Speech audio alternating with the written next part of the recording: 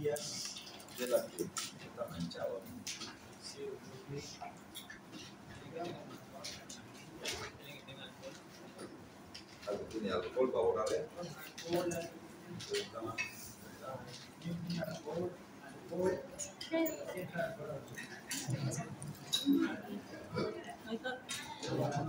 A ver si tiene el papel.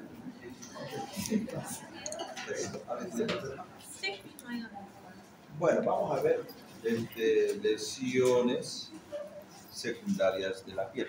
Este espacio van a abrir, por favor. Este espacio. No, este hablando y este hablando.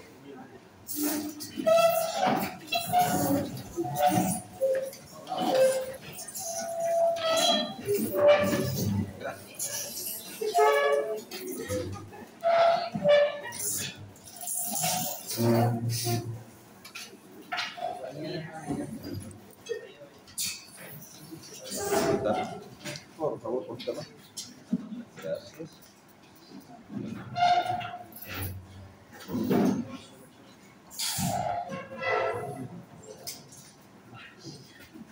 Está mejor, ¿no? sí, Bueno. Muy bien. A ver, se limpia. ¿Más papel tienes?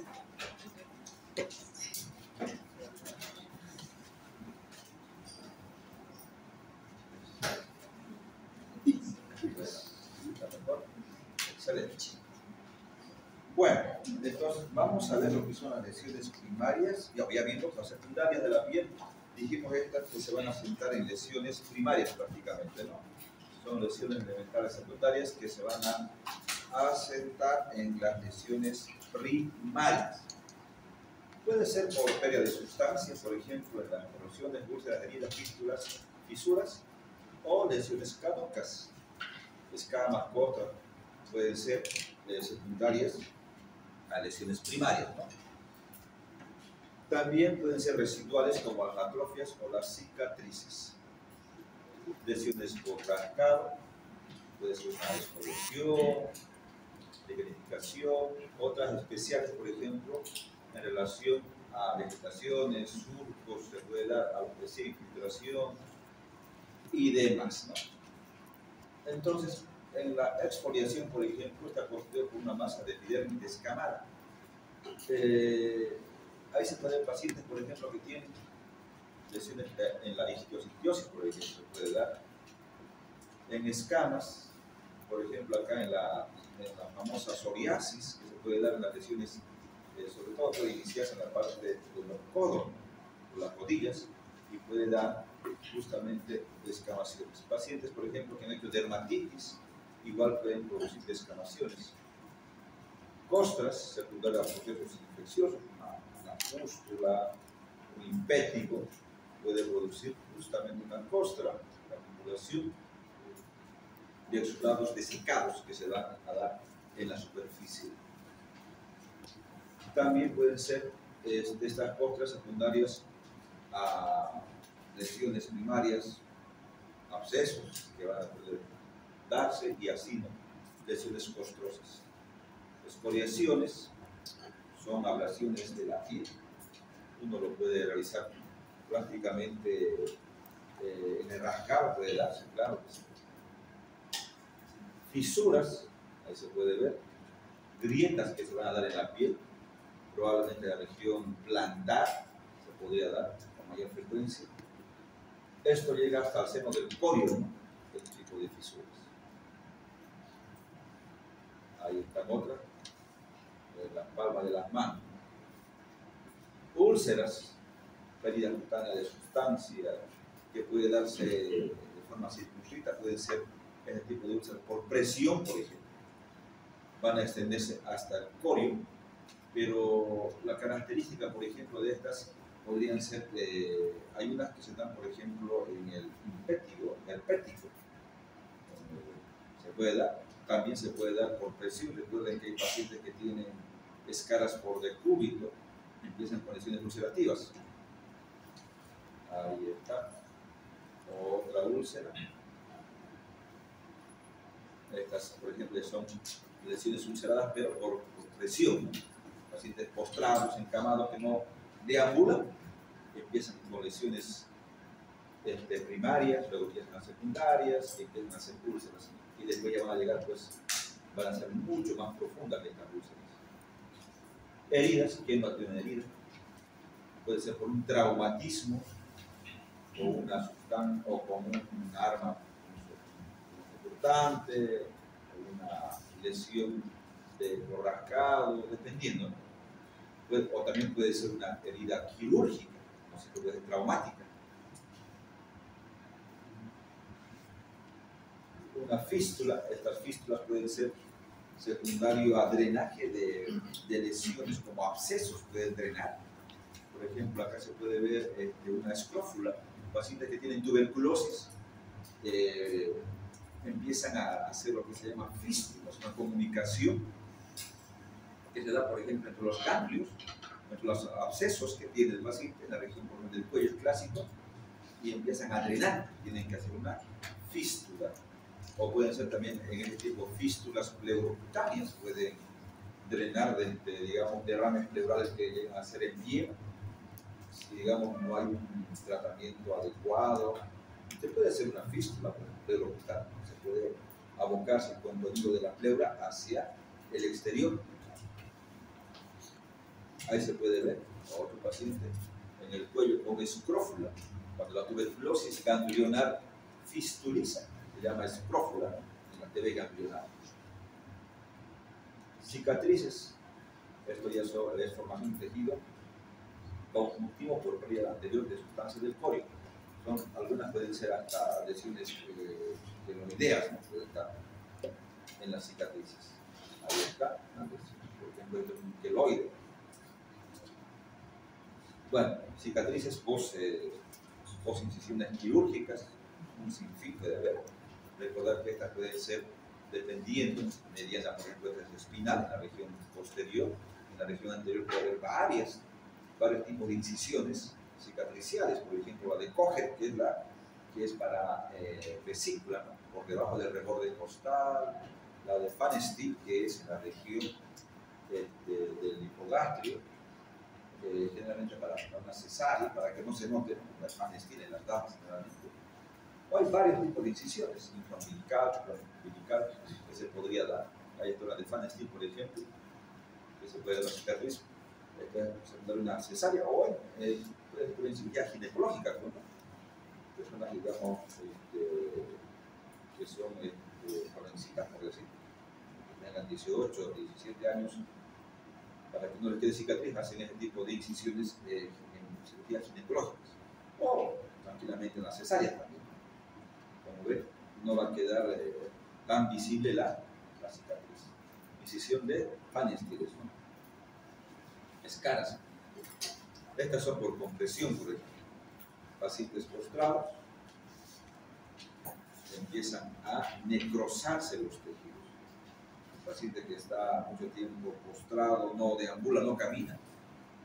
Hay una compresión, sobre todo en las partes óseas, región sacra, en la región, por ejemplo, de los talones, en la región de los codos, se puede dar este tipo de escaras por compresión. Miren, este paciente está mucho tiempo postrado, en la región sacra, en la región glútea más, ¿no? Escoriaciones provocadas por el rascado suelen ser lineales, como se puede ver acá, ¿no? Afectan la epidermis y a veces también la dermis. Pueden dejar cicatrices residuales, ¿no? Cuando es muy intenso el rascado. También puede haber hemorragias en astilla, lesiones de Haneway, generalmente se dan esto en la endocarditis bacteriana, ¿no? Lesiones en astilla. Endocarditis bacteriana. Lesiones combinadas, erupciones que se pueden dar también en la piel, las combinadas. Síndrome de Steven Johnson, igual lesiones combinadas. Recordar que estas lesiones son secundarias a reacción a medicamentos, puede ser antituberculosos, antiangiolíticos, anticonvulsivantes. Cuando apenas inicia el fluido o lesiones térmicas, mejor es retirar el medicamento, no continuar, porque puede llegar a esto, que es algo muy grave. El Steven Johnson se caracteriza por compromiso de piel y de las mucosas. O sea, calidad oral va a estar igual. Bastantes lesiones, prácticamente todo. Y esto es grave, muchos pacientes fallecen con Steven Johnson. Entonces, si empiezan con lesiones de hipersensibilidad, o sea, de alergia, retirar la medicación inmediatamente. También podemos tomar en cuenta la regla de los 9, pacientes grandemente quemados. Por ejemplo, este paciente se comporta como un paciente quemado.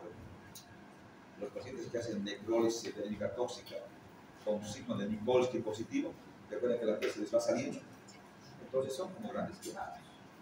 Aquí igual podemos ver, esto es para los quemados, para cuantificar generalmente el grado de afectación, para ver cuánto de superficie se ha afectado. Y podemos ver la regla de los 9, que es muy interesante. El 9 en el tórax anterior, 9 en el posterior, abdomen 9, región pumbosacra 9 y bajando el 9 en la parte anterior de los muslos o de los miembros inferiores, 9 en la parte posterior, 4.5 adelante en los miembros superiores, y así sumado se hace 99 y 1% en la región genital, que te da 100%.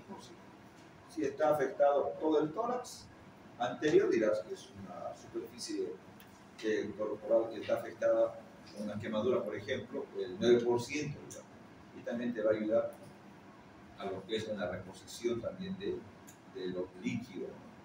Recordar que tienes que hidratarlos bastante, recordar que estos pacientes pierden bastante albúmina cuando se queman. A ver que hacen ampollas, ¿verdad? Y esas ampollas pierden mucha albúmina. Hay que hidratarlos bastante.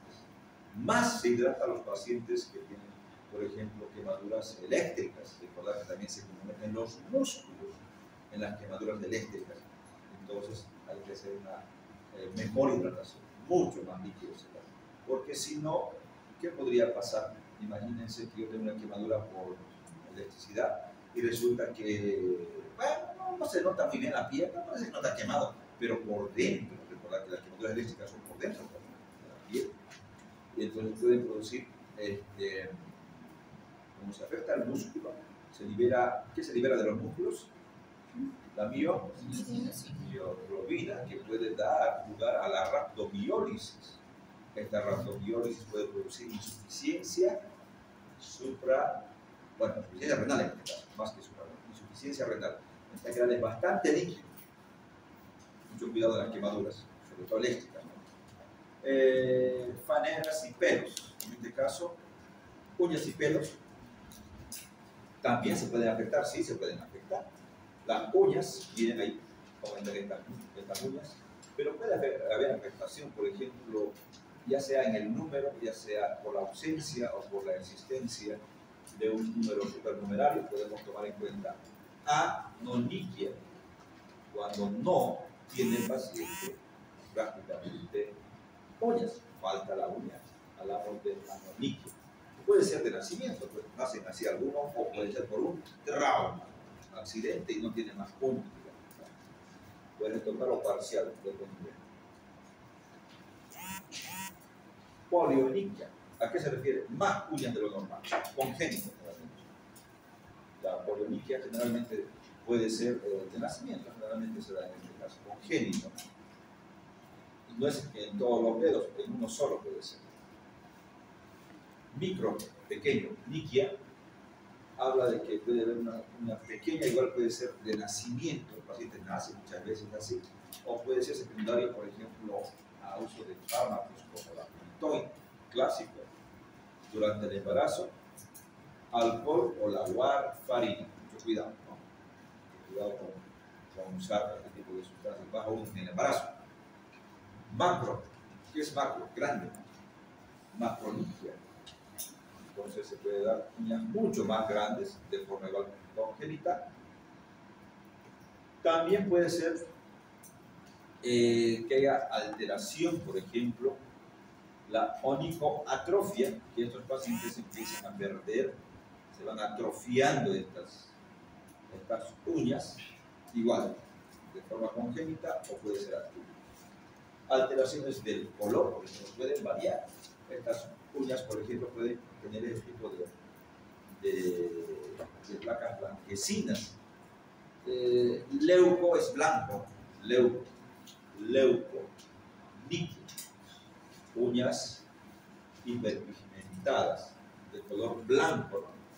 Patologías como la psoriasis podrían llevar a esto, anemia. En las cirrosis hepáticas, las llaman uñas de Terry, igual anemia, uñas de Weber, se puede dar, insuficiencia renal, uñas pueden ser mitad y mitad también con este tipo de lesiones. Pero no solamente el color blanco pueden ser también hiperpigmentadas, miren. Puede darse, por ejemplo, melanoniquia. Recordar que tenemos que tomar en cuenta que pueden ser tipo lunares de cabello, o neuma, más conocido como neuma. Algunas enfermedades, por ejemplo, intestinales, por ejemplo, herpes se puede dar, traumatismos mínimos, hematomas, puede ser de origen igual congénito, pueden nacer, enfermedad de Addison, recordar que el Addison hiperpigmenta las mucosas y la piel, también pueden hiperpigmentarse en la enfermedad de Addison, insuficiencia suprarrenal. Cushing, lo contrario, incremento de lo que es el cortisol, sobre todo. En cambio, en Addison hay deficiencia de cortisol y hematomas, como se ven acá. Otra uña, ¿no? Con leuconiquio. También puede haber por alteración en la estructura superficial. Puede haber, miren, surcos longitudinales. En este caso se van deteriorando las uñas. En algunas cosas van hasta quebrándose. Onicorexis se van. Y algunas también tienen la manía de morderse también la uña. Pero en este caso, miren, se van destruyendo, ¿no? Onicorexis. Se puede ver, o también puede ser por traumas. Surcos longitudinales paralelos que pueden hacer profundos partiendo de las uñas. En este caso, un surco y al final van partiéndose las uñas.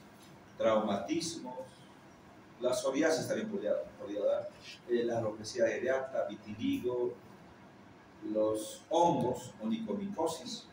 Recordar que muchas veces hay pacientes que son estresados. Recordar que la alopecia areata generalmente se da en personas que están con estrés, empiezan a caer el cabello, ¿no? Y empiezan a verse en la cabeza, por ejemplo, empieza a ver lugares donde no hay pelo, se le van cayendo así mechones. Van a ver alguna vez, a alguien le puede pasar, cuando está muy estresado, demasiado estresado, empiezan en mechones o al peinarse, ¡plá!, y quedan lugares sin pelo, o sea, hacen una alopecia areata. ¿Por qué eso? Por el estrés. El estrés puede llevar a eso. ¿No le pasó a nadie? ¿A usted le pasó? Ah, ¿no? ¿Qué pasa con qué tiene que ver la alopecia areata con los surcos?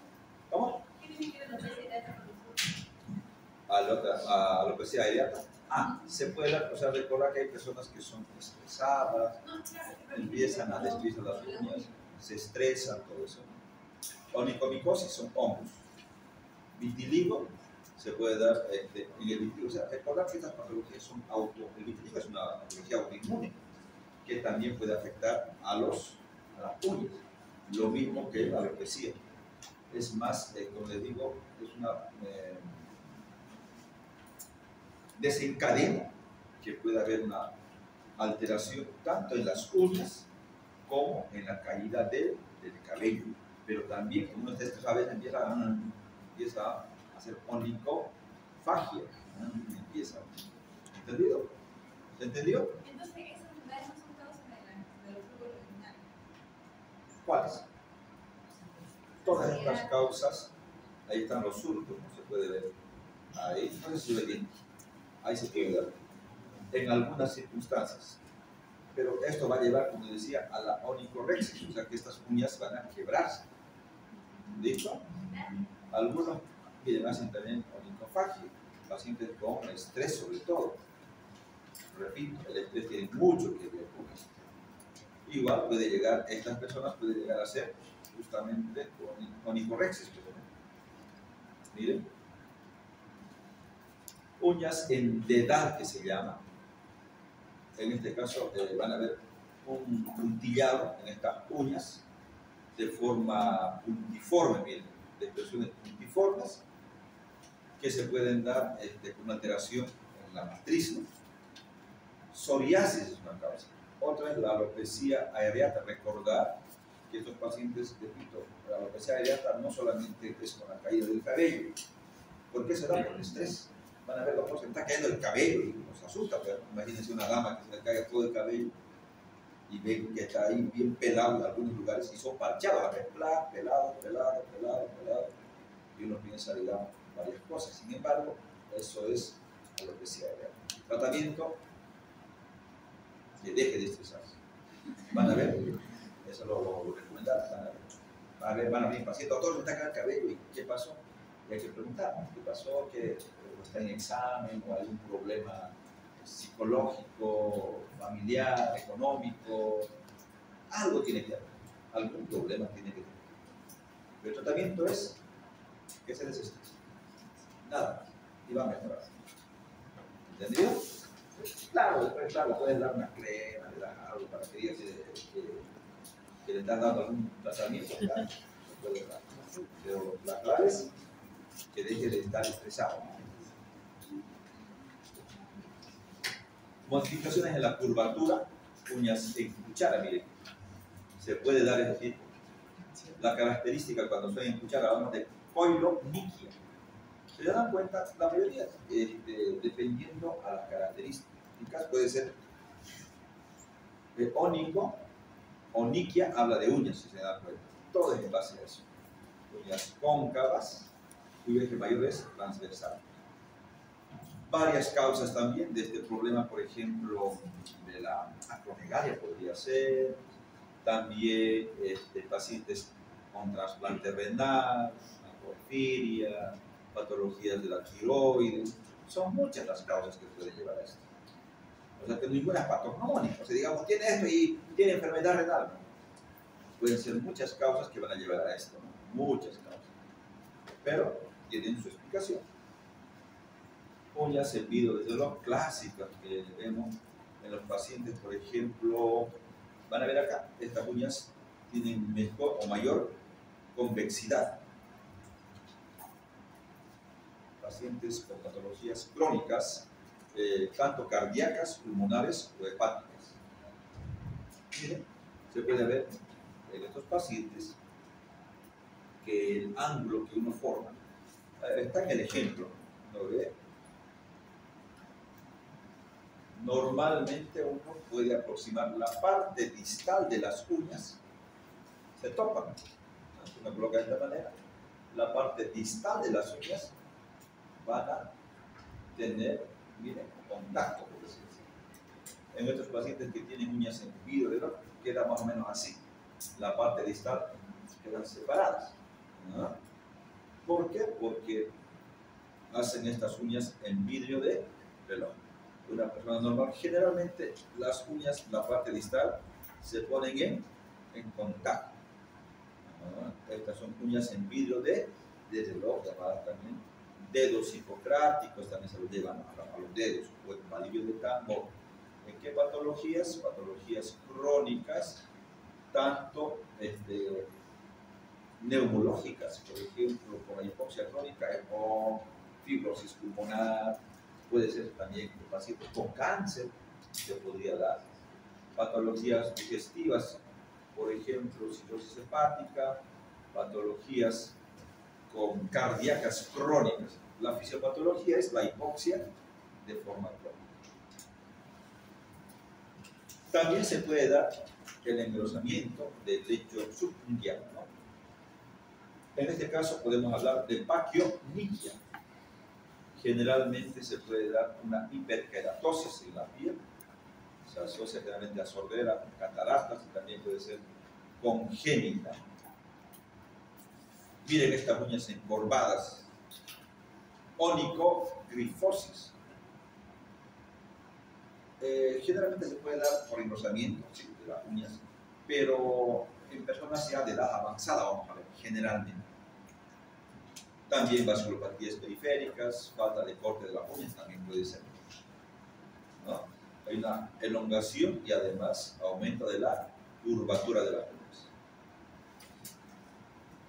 Onicolisis, se va a desprender la lámina a partir del borde libre hacia la luna sin pasarla. Traumática puede ser, que ha tenido, digamos, un accidente y se hizo agarrar los dedos, digamos, una cuerda, no sé, traumática, pero también puede ser por una onicomicosis, o sea, hongos, la psoriasis, miren también, las anemias pueden llevar a él. Los famosos uñeros, o uñas encarnadas, ¿cómo se las llama? Onicocriptosis, los uñeros, ¿no? Seguramente le van a sacar bastantes uñeros. Los pacientes vienen, vienen con sus uñeros, y bueno, pues se sacan. Hay que saber sacar estos uñeros.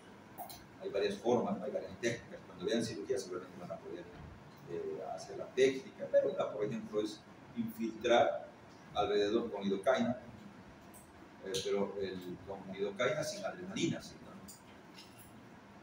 Las infiltras, queda anestesiado, pues ya, si es en algunos casos se puede sacar toda la uña, pero generalmente se saca nuevamente la parte lateral de la uña. Y claro, bien, los pacientes van a ser seguros que van a retirar. Y los hongos, onicomicosis. Acá en Santa Cruz, por la humedad, hay bastante onicomicosis. Entonces es importante, sobre todo por la humedad práctica. Van a ver, el tratamiento de esta onicomicosis es un poco complicada, no es que, digamos, das un medicamento y en el día desaparece, ¿no? Los tratamientos son largos. Puedes usar tratamientos, por ejemplo, esto es común, van a ver también, tratamientos en forma de lacas, hay lacas que se llaman aplicaciones en laca, o sea, son como ¿cómo se llama para quitar las uñas? Adhesivos, ¿no? Como esmalte en lacas, y uno se va aplicando todas las noches, también se aplica en las noches, no en el día. ¿Por qué? Porque por lo menos tiene que estar unas 8 horas, tiene que estar digamos, sí, retirado. Y lo haces en el día, pues estás tocando, te lavas, a lo que en la noche lo dejas toda la noche. Y el tratamiento es largo, generalmente son entre 6 meses a 1 año de tratamiento en este tipo de onicomicosis, pero desaparece. Pero es para pacientes. Cuando vean dermatología, seguramente van a ver este tipo de lesiones y cómo se debe tratar. Ahora hay medicamentos en base a ¿cómo se llama esto? Antimicótico. Está el fluconazol, está también la terbinafina, está también lo que es, hay un sinfín de medicamentos antifúngicos, ¿no? Itraconazol, ketoconazol, varios. Pero el tratamiento es largo. La solución no es retirar la uña, es tratarla. ¿Entendido? Muy bien. Ahí están las uñas con onicomicosis. También puede haber este tipo de uñas amarillas, el síndrome de uñas amarillas, que se puede dar, por ejemplo, en un paciente que puede tener lesiones pulmonares, derrame pleural, linfadenopatía y estas uñas amarillas. Tendríamos que pensar, a esto se llama síndrome de uñas amarillas. Tenemos uñas amarillas, pensemos que no tendrá un derrame pleural, una neumopatía. Y en general, cuando nosotros tenemos los nevos, son malformaciones circunscritas en relación a los nevos, que pueden ser congénitos o adquiridos. Se calcula que más del 95% de la población tiene más o menos nevos melanocíticos. Pero nosotros tenemos que saber que estos nervios pueden volverse en melanomas. Pero tenemos que aplicarlo. ¿Se acuerdan? A, B, C, D, E. A de asimetría, B de bordes irregulares, C color variado, diámetro modificado y elevación de la lesión. Si tenemos algo de esto en un nervio, en un lunar, seguramente se está volviendo maligno. Mucho cuidado, mucho cuidado. En relación a las glándulas, podemos indicar de que estas glándulas pueden producir excesivamente lo que es la sudoración. Se puede ver en la hiperhidrosis, las écrinas que están en las manos, pies y axila, piel y la parte respiratoria, más o menos existen de 500 a 1000 por hora. ¿Ya se dan cuenta? En este caso, nosotros, por ejemplo, tenemos que tomar en cuenta que hay personas que pueden tener hiperhidrosis, por ejemplo, excesiva sudoración, en otras palabras, ¿no? Pero no solamente puede ser de forma fisiológica, cuando uno, digamos, está en un clima cálido, pero también puede ser por un problema de una infección. Recordar que los pacientes que tienen fiebre, elevan la temperatura y empiezan a tener diaforesis, patologías endógenas, metabólicas, por ejemplo, el hipertiroidismo.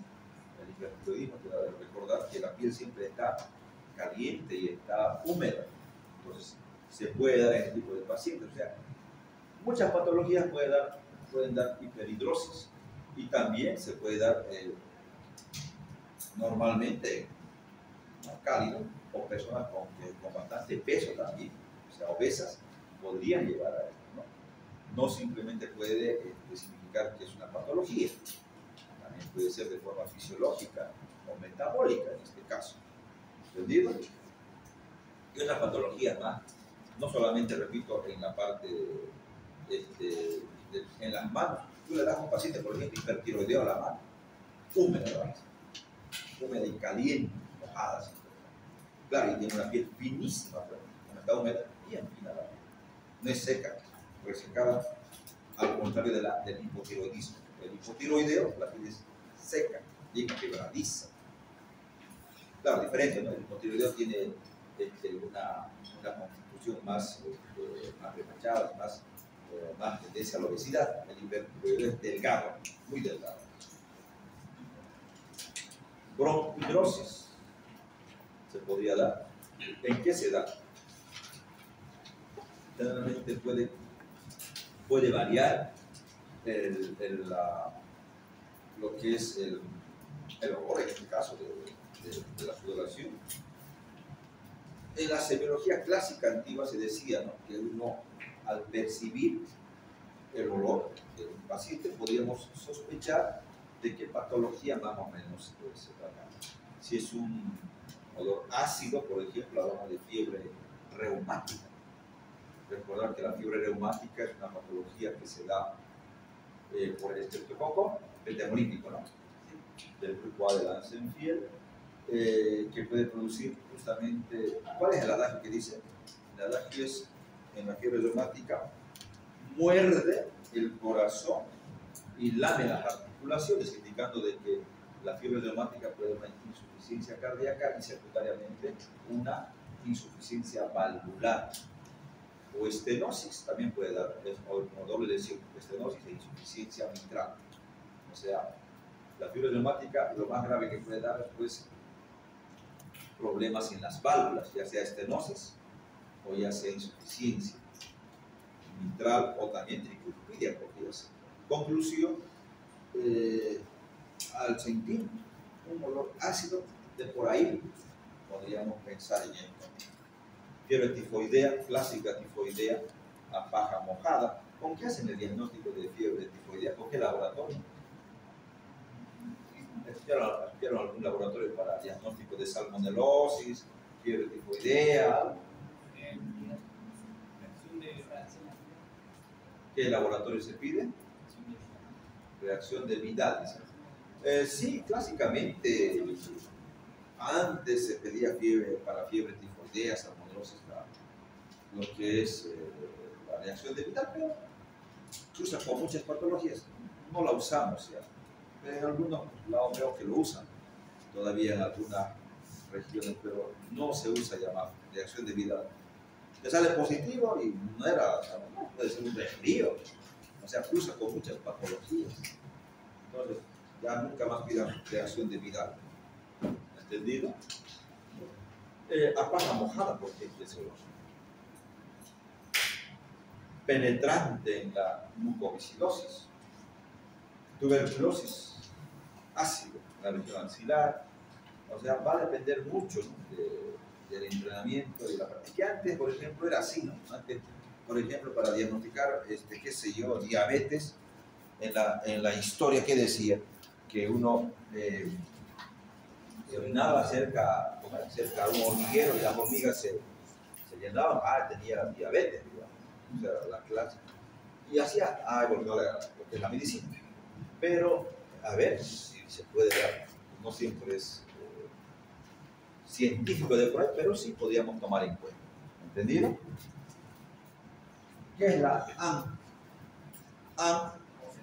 anhidrosis?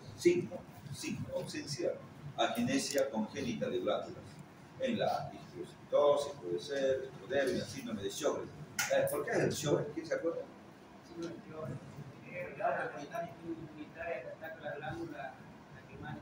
Muy bien, recordar que el Sjögren va asociado a patologías fisiológicas, por ejemplo, artritis reumatoidea, clásico con la artritis reumatoidea. Se da por boca seca y ojo seco, o sea, serostomía y seroftalmia. Se da en esos pacientes con síndrome de Sjögren. Generalmente, repito, son patologías autoinmunes. El tratamiento va a ser dirigido a la patología. Si es artritis reumatoidea, le dará pues, hidroxicloroquina, methotrexate para la patología de base que tiene. Y algunos pacientes, como tienen ojo seco, tienen sensación de cuerpo extraño. Hay que usar lágrimas artificiales. Eso es lo que se trata. Bueno, veamos qué más tenemos por acá. Pero, hombre, ¿qué es esto?